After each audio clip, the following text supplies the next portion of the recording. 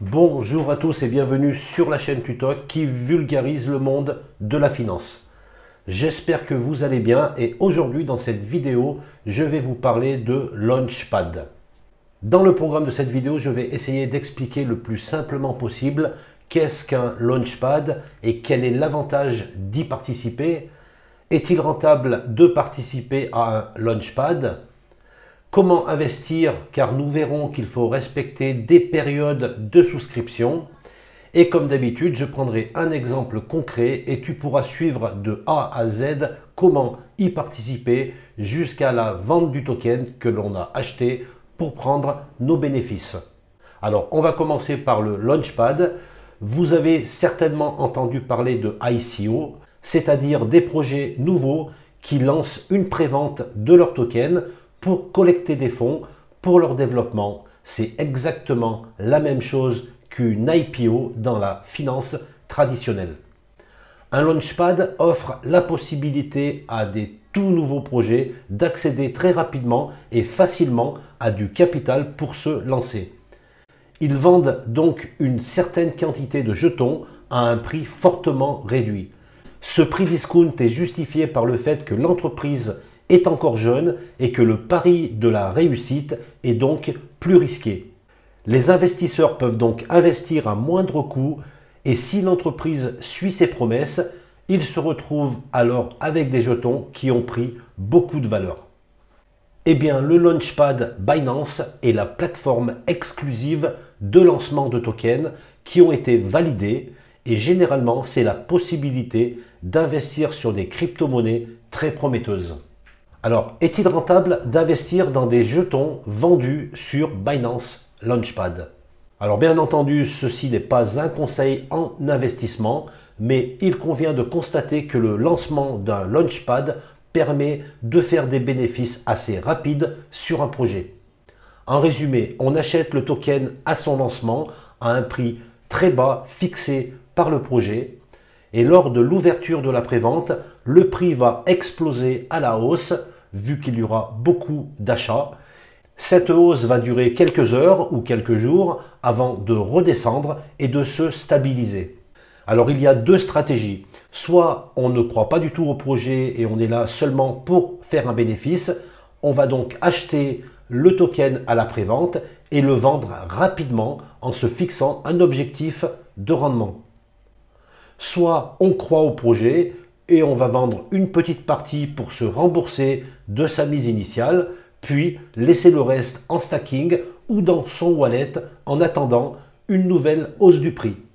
Allez, passons maintenant à la pratique et on va voir comment ça se passe en réel. Alors déjà, il va falloir se connecter régulièrement à la plateforme de lancement des tokens de Binance pour ne pas les rater. Pour cela, tu vas dans le menu Earn et Launchpad. Par exemple, tu peux voir qu'il y a justement un Launchpad de prévu sur le fan token du FC Porto et la souscription commence dans 2 jours, 10 heures et 3 minutes. Oui, c'est assez précis. Alors un fan token, c'est tout simplement un token qui va représenter un club de foot en l'occurrence, et dont le prix va monter ou descendre suivant les résultats ou les news qui seront liés à ce club. Par exemple, lors de la venue de Lionel Messi à Paris, le prix du token du PSG a complètement explosé à la hausse avant de redescendre. Il y a aussi un calendrier pour pouvoir investir dans un Launchpad et il ne faut surtout pas rater une seule étape. En 1, il y a la période de calcul de détention du BNB. En fait, tu dois avoir des BNB disponibles dans ton portefeuille Binance. Et tu verras ton solde moyen de BNB qui est calculé par rapport à une période prédéterminée d'un certain nombre de jours. C'est Binance qui s'occupe de faire ce calcul. C'est surtout pour éviter que certains n'achètent du BNB seulement le jour de la souscription. Pour mon cas, le solde total de BNB que je peux souscrire au Launchpad est de 18,38 BNB.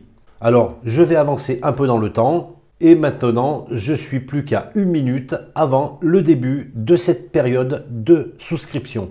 À noter que j'ai fait un retrait de BNB et mon solde total de BNB a été recalculé et est passé à 16,91 BNB de disponible pour le Launchpad.